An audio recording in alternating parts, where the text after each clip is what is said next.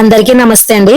మనకి హెల్త్ బాగాలేనప్పుడు ఏ కూరతోని అన్నం తినబుద్ధి అవదో ఆ టైంలో ఇలా ధనియాల పొడి వేసుకుని తిన్నామంటే నోటికి రుచికరంగానే ఉంటుంది, మన ఆరోగ్యానికి కూడా చాలా మంచిదండి. ఇప్పుడు ఈ ధనియాల పొడిని ఏ విధంగా తయారు చేయాలో చూపిస్తాను. మీకు చూపించిన విధంగా ధనియాలు, జీలకర్ర, ఎల్లుల్లిపాయలు, ఎండుమిరపకాయలతో మనం ఈజీగా ఇంట్లో ఉండే ఇంగ్రీడియంట్స్ తోని ధనియాల పొడిని ప్రిపేర్ చేయొచ్చు. పత్ర పెట్టుకుని దీనికి ఆయిల్ కూడా ఎక్కువ పట్టదండి. 2 స్పూన్లు ఆయిల్ వేసి మీకు చూపించిన ఇంగ్రీడియంట్స్ అన్ని ఒకటి తర్వాత ఒకటి వేసుకుని బాగా వేపుకోవాలండి. ఈ ధనియాలు అనేది 1 మినిట్ లో వేగిపోతుంది. చిన్న మంట మీద ఈ ప్రాసెస్ మొత్తం చేసుకోవాలి. దీన్ని చల్లారి పెట్టుకుని మనం దెబ్బ మిక్సీ కొట్టుకోవడమేనండి. మిక్సీ కొట్టినప్పుడు తగినంత సాల్ట్ వేసి మిక్సీ కొట్టడమే.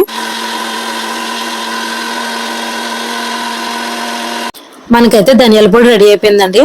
ఈ ధనియాల పొడి మన ఇంట్లో ఉన్న ఇంగ్రీడియంట్స్ అని ఈజీగా 5 మినిట్స్ లో చేసేసుకోవచ్చు.